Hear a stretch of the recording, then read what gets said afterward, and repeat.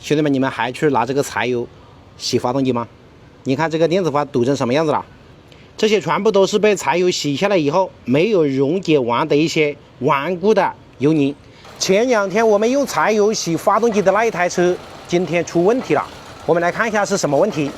这一台车我们启动以后，可以明显的看到这个发动机有了非常严重的一个抖动，我们感觉这个怠速是非常不平稳的。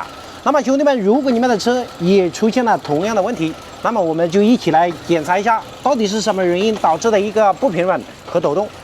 现在我们要把这一个可变轮的电磁阀要把它拆下来。这拆的时候很简单，只需要把这一颗固定螺丝把它拆了就可以了。很多车型的这个可变轮的电磁阀都是装在这一个位置的，但是也有一部分车型装在正上方。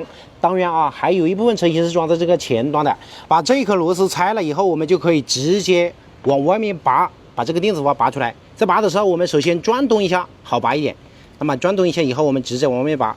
兄弟们，我们现在来验证一下奇迹啊，看这里面有没有脏，有没有堵住。兄弟们，你们还去拿这个柴油洗发动机吗？你看这个电子阀堵成什么样子了？这些全部都是被柴油洗下来以后没有溶解完的一些顽固的油泥，导致了跑到这个位置以后堵塞了我们的这一个电磁阀的滤网。我们可以清楚的看到这一个电磁阀上面，无论这些进油的孔还是回油的孔，都已经被这些油泥和杂质完全堵住了。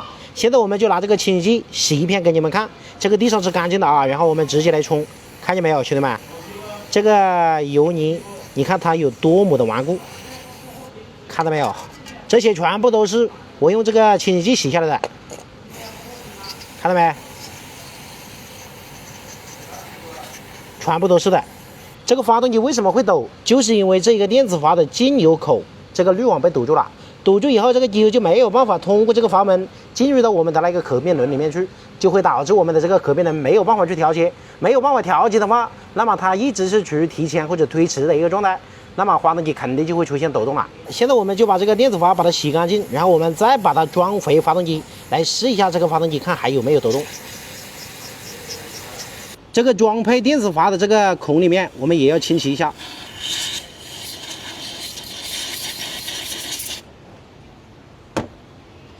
现在我们就把这个洗干净的电磁阀把它装回我们的这个发动机上面。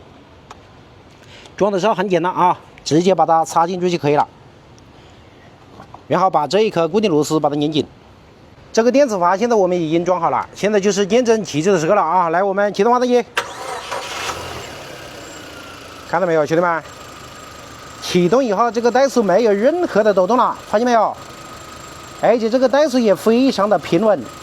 说明这一台车刚才出现的那一系列的问题，都是因为这一个电磁阀里面的那些滤网堵塞以后，导致那些机油没有办法进入到这一个可变轮里面来调节这一根进气的凸轮轴。现在我手上拿的这个就是我们发动机的真实可变的一个调节轮，它是装在发动机的这一个位置的。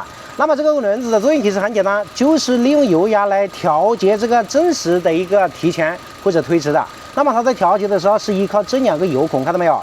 这个油孔就是来进机油的，这个进机油它就是提前，这个进机油就是推迟。那么这2个油孔在切换的时候，就是通过这一个阀门来控制的。这个阀门通电以后，它就会调节哪一个油道来打开，使哪一边的油道来进油。那么这个阀门如果进油道卡住了，或者那个滤网已经完全堵塞了，那么那个油就没有办法进来。没有办法进来的时候，这个轮子就没有办法去调节了，或者这个阀门一直处于打开或者关闭的状态。那么这个轮子就会一直处于提前或者推迟的一个状态。这时候我们发动机在运行的时候，这根轴它就处于提前打开、提前关闭的一个状态了。而这个发动机在低转速、怠速运行的时候，这根轴没有必要去提前或者推迟，所以这时候我们发动机在怠速运行的时候，就会因为过度的提前、过度的推迟，导致发动机出现抖动或者怠速不稳的一个情况了。兄弟们，如果你们的车已经开了很多年了，或者你们车在以前保养的时候没有保养好，导致了这个发动机里面非常的脏，那么我们的发动机如果出现了那种不平稳，或者出现了那种怠速抖动的话，那么我们应该要定期的去检查一下那一些可变轮的一个电磁阀，看那些阀门有没有被油泥或者积碳之类的东西把它堵住。这样的话，我们就能够避免我们的发动机因为这个可变能没有办法去调节，而导致我们的发动机出现严重的一个问题了。其实，在检查的时候，在清洗的时候，方法非常简单，你们只要看懂我今天拍的这个视频以后，自己动手都可以把它洗干净。